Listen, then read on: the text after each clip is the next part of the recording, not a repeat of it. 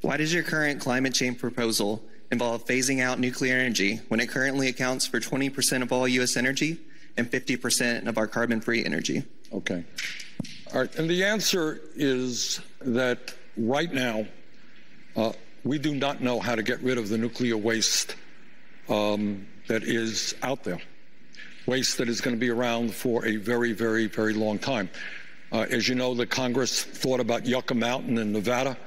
I don't believe that that is going to happen. So right now, all over the country, including my own state of Vermont, we have nuclear waste alongside a plant that has since been shut down right by the Connecticut River. Not a good place for it. And all over this country, you have nuclear waste which is stored in places that are not particularly safe. So I don't know how we can build more nuclear plants when we don't know how to get rid of the waste that we have. Second of all, in terms of the construction of new nuclear plants, you may or may not know that they are far, far, far more expensive than investing in wind, solar, and other sustainable energies. I just wanted to play this for you as a reminder that what I'm telling you about Bernie Sanders is true. He's not very smart. Doesn't know very much. Doesn't have a lot of knowledge about anything. He's just a demagogue. He spouts the same nonsense you'd hear from any self-described Marxist professor at any third-tier college in the country. It's just that he happens to be in the right place at the right time now for the rise in socialist sentiment in the Democratic Party. But he's not particularly good at this. He doesn't have some special skill. And I think it's important that everybody remembers that Bernie Sanders isn't a guy that you would turn to even to give you a good explanation of many of the policies that he now advocates for.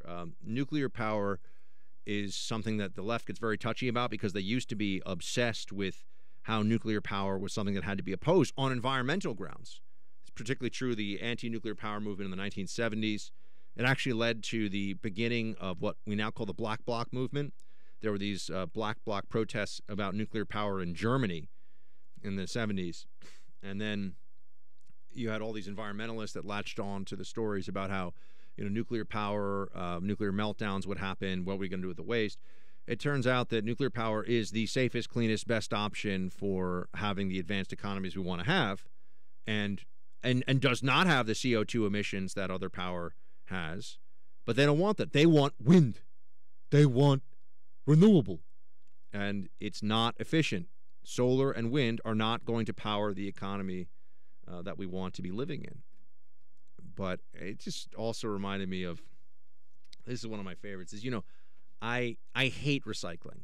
I find it to be a little taste of tyranny every day. It's incredibly stupid. Recycling is not good for the environment. When they look at this honestly, it is very difficult to reprocess and clean products that you are recycling and put them back into. It's very bad. This is not a good thing. And in fact, a lot of what ends up happening, especially with plastics, when you think you're recycling plastics, we just ship our plastic to third world countries like China. I mean, China's not a third world country really, but we ship them to third world countries and places like China. But they don't care about where the plastic ends up, and that's how it gets back into the oceans. So we think we're recycling, we really just send it to these other places. And there's a story over the weekend about how when they look at really what goes on with plastic bag bans, which drive me insane. I mean, Producer Mark, have you had the experience yet of overloading a paper bag, trying to get into the car, and the bottom just falls out, and now you feel like you look like an idiot, even though it's not your fault, and you're like, why can't I just have a plastic bag? That's happening March 1st in all of New York, right? I know. Yeah. This is why I'm talking about it right now. Okay, I'm just I understand, but I'm just channeling my frustration here. Buy some reusable bags, Buck. At how unbelievably stupid this is going to be. Let me explain why. It turns out that plastic bags are incredibly lightweight, versatile, reusable, and when you look at the transportation cost and the environmental cost of paper bags, for example, there is very clear evidence that they are, in fact, worse for the environment. Here's a piece in the Wall Street Journal just a couple of days ago Why do politicians want to take our plastic bags and straws away? This moral panic is intensifying, even as evidence mounts that banning plastic is both a waste of money and harmful to the environment. If you want to protect dolphins and sea turtles, you should take special care to place your plastic in the trash, not the recycling bin. During the 1970s, environmentalists wanted to restrict the use of plastic because it was made from petroleum. When the energy crisis abated, they denounced plastic for not being biodegradable in landfills. They blamed it for littering the landscape, clogging sewer drains, and global warming. Plastic from our throwaway society was killing vast numbers of sea creatures, according to a 2017 BBC documentary series. The series prompted Queen Elizabeth II to ban plastic straws and bottles from the royal estates, and it galvanized so many other leaders that Greens celebrate what they call the Blue Planet effect, named for the series. More than 100 countries now restrict single-use plastic bags, and Pope Francis has called for global regulation of plastic. Popular misconceptions have sustained the plastic panic. Environmentalists frequently claim that 80% of plastic in the oceans comes from land-based sources, but a team of scientists from 4 continents reported in 2018 that more than half the plastic in the Great Pacific Garbage Patch comes from fishing boats, mostly discarded nets and other gear. More than 80% of the plastic bottles that wash up on the shores of Inaccessible Island, an uninhabited extinct volcano in the South Atlantic, originated in China. Of the plastic carried into oceans by rivers, a 2017 study in Nature Communications estimated 86% comes from Asia and virtually all the rest from Africa and South America. Some plastic in America is littered on beaches and streets, but researchers have found that laws restricting plastic bags do not reduce litter. The resources wasted on these anti-plastic campaigns would be better spent on programs to discourage all kinds of littering. I mean, it just goes on. It goes on and on. It's just a horrible idea. It's stupid. I mean, I've been dealing with it whenever I go to California. I'll be in California this weekend. It's so dumb, and yet people, it's just virtue signaling. It takes over this part of the brain. People can't think for themselves anymore. They're incapable of looking at what's really going on, and instead they replace it with what they wish was going on because it makes them feel good. This piece continues, quote, "Single-use plastic bags aren't the worst environmental choice at the supermarket. They're the best. High-density polyethylene bags are a marvel of economic engineering and environmental efficiency. They're cheap, convenient, waterproof, strong enough to hold groceries, but thin and light enough to make and transport using scant energy, water, or other resources. Though they're called single-use, most people reuse them often as trash can liners. I do that. When governments ban them, consumers buy thicker substitutes with a bigger carbon footprint. Once discarded, they take up little room in landfills. That they aren't biodegradable is a plus because they don't release greenhouse gases like decomposing paper and cotton bags. The plastic bag's tiny quantity of carbon extracted from natural gas goes back underground, where it can be safely sequestered from the atmosphere and ocean in a modern landfill with sturdy lining. Plastic bans are a modern version of medieval sumptuary laws, which forbade merchants and other commoners from wearing clothes or using products that offended the sensibilities of aristocrats and clergymen.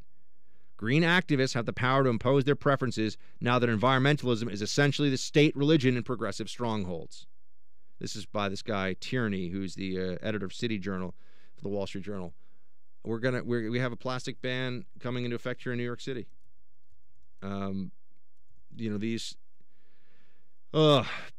These different progressive strongholds, you cannot penetrate their environmentalist nonsense with reality. But you know what's worse than the bags? What? The straws. Oh, the straws, that's insane. I can't insane. stand paper straws. Paper straws are disgusting. I actually prefer reusable bags because they hold more and I don't have to carry as many bags. That's not an environmental thing. Yeah, but you got to carry it with preference. you, which, sometimes you want to go to the store, you don't have a bag on you. You don't have a car, so I guess that's Yeah, the exactly. difference. It's a different deal. But the straws, if somebody puts a paper straw in my drink, I'm done. I don't go to that place lose my mind. again. Yeah. But the thing is, they're doing this, and it doesn't even do what they think it's going to do. All it does is annoy everybody. Yes. This is like the liberal mentality is now, if it makes them feel good to annoy you and has no other purpose, they will use state power and coercion to do that. Drives me insane. Yeah, plastic bags to be banned in New York, second statewide ban. I mean, this is idiocy. Idiocy. You know, recycling is dumb, all this stuff. You know, you want people to not litter, which, by the way, there's some cultural things about littering. Like some cultures are more likely to litter. They litter a lot and others don't. And, you know, you go to more developed countries and there's a lot less littering. I mean, there's a whole...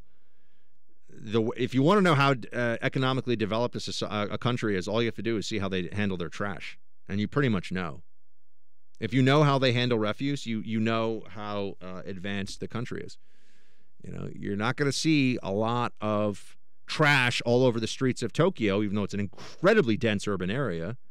You will see a lot of trash in other parts of the world where median wages are far lower and there's far less economic development. You know, in the Middle East, in some of those cities, you'll see trash all over them. I mean, you go to some parts of Cairo, there's trash everywhere. So, I mean, just for an example here, I'm annoyed to see that New York is going to be following California's footsteps. But, you know, maybe New Yorkers just have to get some good doses of liberalism to wake up. I don't know, though. We never learned a lesson here. I mean, those of you that don't live in progressive strongholds, you're so lucky. Because by the time it's clear that the policies they're implementing are bad and are damaging, it's too late. And, you know, people have already fled. And, I mean, New York is hemorrhaging people to Florida right now just because of the changes in the taxes. The plastic bag, sorry. New York, plastic bag, ban it. Go out, hang with Producer Mark in Ronkonkoma, Patchogue, one of those places. You know what I mean? What is the favorite of the South Shore destinations? In general? Yeah. I mean, Long Beach, because I live there and there's a beach. That sounds nice. Yeah. Yeah. There's no beach in Ronkonkoma, right? I just like to say that one. There might be one. Is there one? No, that's on the North Shore. What about Jericho? No, there's no beach there. No beach in Jericho, right? Yeah. I like Jericho of all the fun ones. Yeah, I don't know. It's very long. I'm trying to think of the most Long Island place. Jericho's got to be high on the list. I don't know. Ronkonkoma's up there. Babylon. Babylon. We used to have people who would come visit the city on the weekends when I was in high school from Babylon, where it was like, yes, the Babylon crew is here. You're just naming routes on the Long Island Railroad, right? Yeah, but this is we refer to this as bridge and tunnel back in the day. People coming in the city from outside of the 5 boroughs. And Babylon were frequent visitors. Yeah, and this is Long Island. That's why I know them, from taking the train out to the out east, as they say. Out east, where there's you're such a Manhattanite. Yeah, that's a very Manhattan thing. Going out east. For me, out east is like Montauk, or like all the way on the end of Long Island. Montauk's great. Montauk's very trendy now, though, as you probably know. Wine country, of course. Yeah, North Shore of Long Island's very nice. So anyway, man, they're gonna have a plastic ban here, and so Long Island's gonna be affected by this. Is what I'm thinking about. I mean, all over New York State, we're gonna have this plastic bag ban in effect. It's stupid. It's counterproductive, but libs don't care. If it makes them feel good, they will ram their stupidity down your throat and do it with a paper straw that disintegrates within like 2 minutes of being in your drink.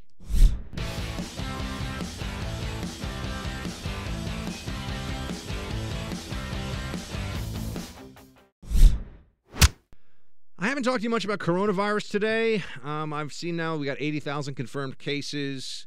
Stock market did not have some huge rebound today after a 3% drop in the S&P yesterday. So it's concerning, and there are going to be there's now I think a consensus emerging that it is going to hit the United States, but we have an advanced health system. The fatality rate is 2%, which is a lot higher than the flu. The flu is something like 0.01%. But we are going to get hit with coronavirus. I don't know. There's something I don't have. This isn't a completely formulated theory yet, but I'm getting a feeling. You know, you have this rise of socialism and Sanders, and now you've got this coronavirus. Something's going to happen here, meaning that there's going to be some big change in our perception of what's going on in the country. And I'm a little worried about how this could evolve to help the Democrats in the fall. You know, the economy might hit a real slowdown, and all of a sudden we start hearing about how Trump isn't such a good steward of even though it'll be the result of it looks like it would be the result of a disease, of a virus that is spreading all over the world. This is where you start to feel like there's a fat tail incident, which is one way of referring to it, or a black swan incident, where it's the low probability, high impact scenario. That to me seems like it's possible now that we're entering this phase of what's going to be it is going to be a global pandemic. It has already killed a lot more people than SARS did. It's the incubation rates on coronavirus. I don't have a lot of good news here on this right now. I don't have good news to share. The incubation rates on it are longer than thought. There are some people that are going now for almost 30 days before they show symptoms, which means that during that period, you are still possibly contagious. So you don't know, you could not know that you have coronavirus and be spreading it to people, and it won't be until 2 or 3 weeks goes by before you start to actually show symptoms. There are much more dangerous strains of virus out there, much more dangerous influenzas, for example, that have really high fatality rates. But the thing about those influenzas is that they tend not to be easily spread because the symptoms set on very quickly, and people are not interacting with a lot of other people and basically fighting for their own lives very quickly. The way that coronavirus incubates and the way that it is spread means that the likelihood of this thing becoming a disease that we all have to be at least aware of, even in this country, I think is very, very high. I will also say, though, I remember I was in Puerto Rico when Zika was considered a huge concern, and there were these maps the CDC put out about how Zika was going to spread everywhere, and it was, going to be, and if pregnant women were terrified of it and all this stuff. Now you don't even hear about Zika anymore. I remember I read a CDC analysis before I went to Puerto Rico when I was there. Puerto Rico is one of the islands that was worst hit by it. That up to 50% of the Caribbean and like the northern half of South America and a big chunk of the southern United States, up to 50% or 40 or 50% of people might be infected with Zika within, a few years' time. And turned out, now Zika wasn't killing people. The big fear about Zika was that it was going to cause microcephaly, which is essentially creates a super small head. And it's a terrible birth defect. That was, and the people saw photos of it, and they were very, very concerned about it, understandably. But you don't even really hear about Zika anymore. I remember when West Nile virus was going to be something that you'd just be walking around the park in some city in the U.S. and you get West Nile virus from mosquito bite. There have been these moments where we're all supposed to be really, really scared. I'm not at the panic button phase of coronavirus, but I am at it's going to hit the United States. We're going to have, in my opinion, corona spreading through U.S. cities here within a month or two, and that's going to shake a lot. First of all, it's scary, right? It's scary for people, even with a 2% fatality rate. That's higher than a lot of other things that we've gotten used to having in the environment. How does this also play politically, though? I mean, pandemics have political implications. Make no mistake about it. You get socialists promising government health care. You get the government supposed to protect us. I'm worried about this.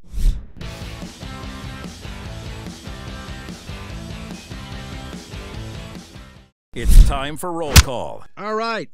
Team Buck at iHeartMedia.com if you want to email us. Facebook.com/Buck Sexton. And please do pass the buck. Tell somebody when you get a chance about the Buck Sexton Show. Listen on Apple Podcasts or on the iHeartRadio app. We are growing every month in the digital realm as well as in the terrestrial radio realm. And that's all because of you and your word of mouth. So please, please do tell somebody. It's the single biggest favor, the single biggest solid you can do if you believe in what we do here in the Freedom Hut, is to get somebody new to start listening to the show. Elena writes in, "Hey, Buck, thanks for all you do. I think I've told you before that I live in Albania. I teach English using the Bible. One of my students has said that he'd like to get an American history book to read because he just wants to know more about America's history.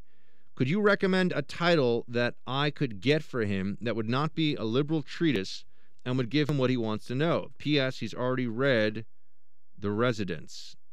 An American history book to read to know about American history. I mean, I honestly can't think off the top of my head of a really good overview of U.S. history that's in one book. I can think of different periods of history where there are good books, but I can't think of one book that covers all that. So let me get back to you on that, Elena. I wish I had a better answer for you on this. Oh, man, I also slipped on my neck wrong last night. It was brutal. Whew, you got to do a radio show for 3 hours. Your neck hurts. It sucks. Bill. Hey, Buck, I haven't heard you discuss the fact that China manufactures the majority of our pharmaceuticals. It seems to me that with them in a position to control our most basic antibiotics, we could be greatly hurt as a nation, especially with a possible coronavirus pandemic. What are your thoughts? Well, Bill, antibiotics don't do anything against viruses. They only do things against bacteria, so it's not going to mean anything that they manufacture antibiotics. If, in fact, there was a vaccine that had to be manufactured, I'd wonder where that would be done. I think that in the past, for example, flu vaccine, I think we got it from a company in Switzerland. Is it AbbVie or something? I forget. But anyway, there's some big pharmaceutical companies that are not based in China that do some of this stuff too. Right now, though, we really do need at least a treatment protocol to bring down the fatality rate. That would be really helpful, because a 2% fatality rate doesn't sound that bad until you realize that a few 100,000 people getting infected means a few thousand people are dying of this disease. And that's a lot of casualties for us today. That's a lot of very tragic circumstances occurring. So I just wish the scientific community would stop messing around with the climate change garbage and focus in on real stuff like this. Stop telling us to ban plastic bags too. Let's see here. Andy, hi Buck, you rock. Andy, thank you. You rock too. I do want to play devil's advocate here. You mentioned a couple of days ago that Bernie voters voted for Trump, possibly costing what happened the election. I looked at some of the states that Trump lost by just a couple percentage points, and the difference there was Gary Johnson. I have to think if he wasn't in the race, a decent majority of his votes would have gone to Trump. Assuming this is correct, if Johnson wasn't in, Trump would have won 4 or 5 more states. I haven't looked. I've only looked at the Bernie numbers in those states where Bernie was a write-in. I have not looked at the Gary Johnson numbers. So if you have done that analysis, I would defer to you, assuming your numbers are correct. That certainly seems possible. So good on you for doing the work, doing the homework yourself. I do appreciate it. Michelle, hey, Buck. I'm a new listener and a conservative millennial. Love your show so much. I listen to the shows in reverse chronological order. When you start selling Freedom Hut t-shirts, please use Tri-Blend. What is that, producer? What's Tri-Blend? I believe it's like a polyester cotton blend. Oh, yeah. Okay. So when we get our gear, up and running, maybe we can do that. We'll have plenty of options available, I'm sure. Yeah. That's when we actually get around to it. We'll get it. We do everything. It's slugs. It's just me and producer Market here, exactly. Man. We're like a 2-man army. That's really what's going on here. We got producer Nick sometimes gives us a little close air support. He comes in, but he's not here located with us. He's like the sniper who's set up in a sniper's nest that can help us out, but we're kicking in the doors by ourselves. David, hey Buck and team. I listen to your radio broadcast on my way home from work. And hearing of California's attitude toward federal law a few nights ago, a solution occurred to me. I'm not sure if it's legally possible, but could President Trump issue executive orders suspending all federal aid to California until they comply with federal law? I believe there is precedent for this. If so, that would certainly alter the dialogue and force California into compliance with laws they agreed to support as a condition of receiving aid. Almost poetic in its elegance, is it not? I enjoy the show and learn a lot from it. It has a different angle of attack from other talk shows, and that's refreshing. You folks keep up the good work, and I'll keep listening. I haven't been listening long, but I'll say it anyway. Shields high! David, welcome, man. Great to have you as part of Team Buck. Thank you so much for your note, and we appreciate all the kind words. As for using federal dollars to force compliance, that can be tricky. That's something that would certainly go through the courts. The Obama administration, for example, even when Obamacare was upheld the first time, the Obama administration was not able to get the part of Obamacare that would have said to states, you either expand your Medicaid rolls, which states have to pay into as well as the federal government, or we're going to pull all federal funding. The Supreme Court even the same Supreme Court breakdown that upheld Obamacare said that that degree of federal coercion of the states was too much. John, I support the First Amendment 100%, and I think any infringement is an erosion of our republic. But for a thought exercise, what if it was illegal for corporations to own news organizations, and the news organizations had to operate all on their own without the backing of billion-dollar media conglomerates? Do you think reporters would take more accountability and even act as true journalists if they actually had to tell the truth to thrive rather than pander and read the daily DNC talking points? This wouldn't be an infringement on the first, but a regulation on the business model. What are some other ways you think we, the people of the feds, could take action against the media for their countless lies that doesn't infringe on the first? John, no, I don't think stopping corporate ownership of media corporations would make media corporations more honest. Because the reason that media corporations engage in advocacy under the guise of journalism is because they are ideologically predisposed to do that. They're going with what they themselves believe anyway.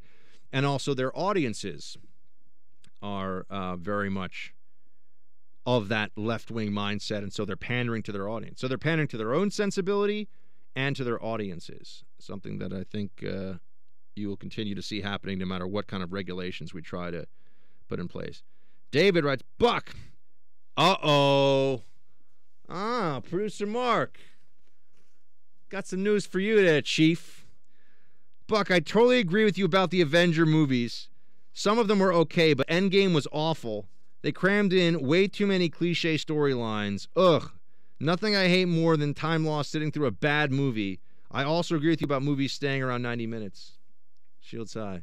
What do you got to say now, Producer Mark, huh? Well, first of all, that is a horrible opinion. Endgame is one listener down. Here we go. Endgame is one of the few movies that I got like an actual emotional, like I didn't cry or anything, but I got an actual reaction out of me. Well, you did. I didn't realize there were like 10 of them, so you've convinced me. I'm actually going to go back to the very. What is the first one? I believe it's the first Iron Man. And so then what comes after that?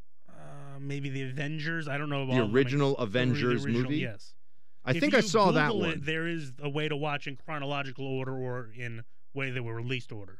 Is Thor Ragnarok a part of this, or is that a different thing? It is. Ragnarok is a part of it. Yeah. Because that I saw. Captain Marvel's a part of it. The Doctor Thor Ragnarok Strange. thing was actually kind of entertaining. I kind of liked that. Oh, one. that you liked. Yeah, that I kind of liked. If you watch them in order, they're a little bit better. All right, David, Producer Mark and also that's one listener out of hundreds of thousands. Yeah, that's true, but it's one, and I think we're about.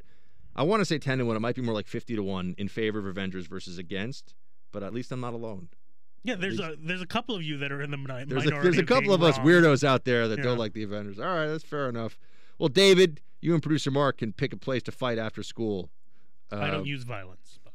That's true. Producer Mark fights with his mind. I do. TJ, Buck, I'd hate to be a catastrophist, but I can't help but notice the Dow fell 1,000 points on the opening day after the realization that Bernie would be the Democrat nominee. They say it's because of the coronavirus, but I'm skeptical of that reasoning.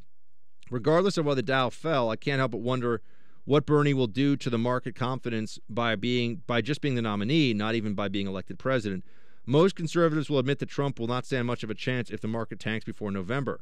So how does Trump keep market confidence high with the inevitability of Bernie becoming a Democrat nominee? By the way, this don't tell anybody else I said that the smartest audience in talk radio listens to this show. I'm just going to say it. We got this. Team Buck is the smartest.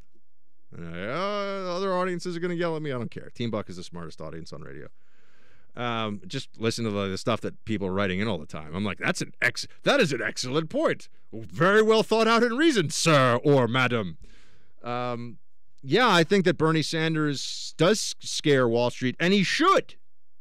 I think Bernie Sanders scares anybody who owns property, and he should.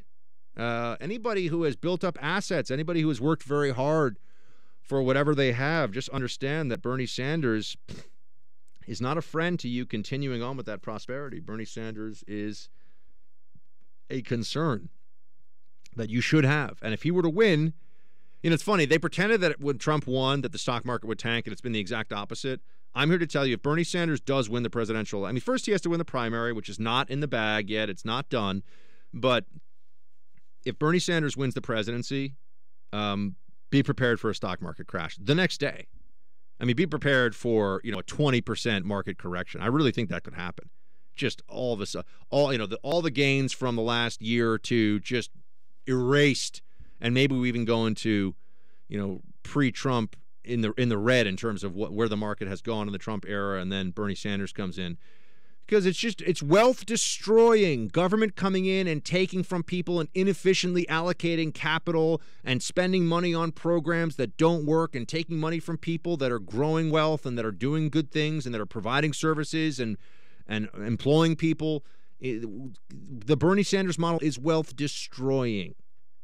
It does not make the economy stronger in any way. And that's why it's such a concern, and it should continue to be a concern.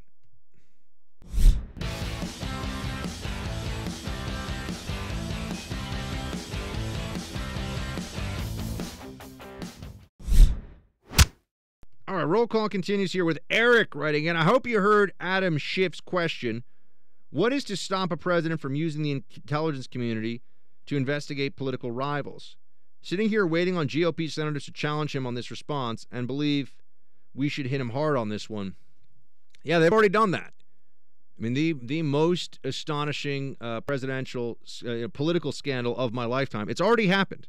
Democrats have already done it to us. They used the intelligence community. They abused intelligence operations in order to spy on a presidential campaign. That is what happened. But because we live in such a dishonest media environment, they refuse to make that. Well, they refuse to not only just agree that that's what happened, but to make any amends for it. Let's see. We have next up here. Okay, here it is. It seems that producer Mark is good, and I like him. Okay. Thank you, Carla. we like producer Mark too. I don't even want to know what the rest of that message said, Buck. No, we bailed on it. All right. Yeah. No. Producer Mark can be a little grouchy sometimes, but he's my grouch. This is what happens when you go rogue, Buck. Yeah, I know. Steven, Buck, original Saturday Squad here, an Army vet. Always doing my best to spread the word about the show, and a bunch of my friends now follow. Thank you so much, Steven. As I always say, that's the single most helpful thing you can do. That, and also check out our sponsors on the show. With our sponsors, remember, you're getting great products. I know the companies. I know the products, the people that are behind them. Everything that I say that I use, I do use. I mean, every time I tell you that I believe in them, I do. And it also, every time you're using our code and doing that, you're supporting this show. You're keeping this show on the air. Would like to see the return of the history deep dives, Lepanto and Dracula being my favorites. P.S. New one for you to use, Sancta Romney, Shields High. Well, Stephen, I would love to get back to history shows. It's going to be tough to do it in an election year because we're so busy, but at some point we'll get that going. We'll get that crack-a-lack, and I've certainly thought about it. And, yeah, thank you so much. I'm glad you enjoyed Lepanto and Dracula. I do want to go back to those. Those were a lot of fun. Noah! Hey, Buck, it's been a few years since I quit following politics so closely. Let's see what we get. Would it be at all possible for you to take a minute or two on the podcast and do a recap of the last 4 years? Just to give people like me some sort of timeline. That would be much appreciated. I hope to hear something on this. Thanks from a true Freedom Hut original squad, Noah. Noah, I don't know if I'll be able to do anytime soon a full 4-year retrospective on what's happened in American politics. Maybe at the end of this year after the election. But I appreciate you coming back into the hut. You are always welcome, and thank you very much for being here. Aaron, I hear you tried yoga. That is fantastic. After I left the United States Marine Corps, I went to school and enrolled in yoga with a friend, mostly to meet women, but to my surprise, it was a lifesaver. I had to deal with some residual stuff from the Corps, and it helped a lot with that. However, I'm also a goalie in hockey, and it was amazing for flexibility. In the end, I took every yoga class I could. Keep doing it. Yeah, Aaron, I have been doing more yoga. I am going to go back to it. I did feel very good. It hurts me a lot as I'm doing it, which probably means I need to do more of it because I'm very not flexible, and I sit here with a tremendously painful neck from being hunched over doing text neck all the time. So, yeah, I'm going to do more yoga for sure, and I'm glad, man. I mean, hey, if Aaron from the Marine Corps says yoga's good, producer Mark and I have to check it out. So that's what we got. All right, everybody. The show today, I hope you agree, has been fantastic. If not, tomorrow's will be fantastic because it usually is. Please do pass the buck. Tell somebody about it. Subscribe to the Buck Sexton Show podcast, even if you listen on your local radio affiliate. It's great to have more subscribers. You can listen on demand whenever you want. And we'll be back here, same time, same place, tomorrow in the hut. Shields high.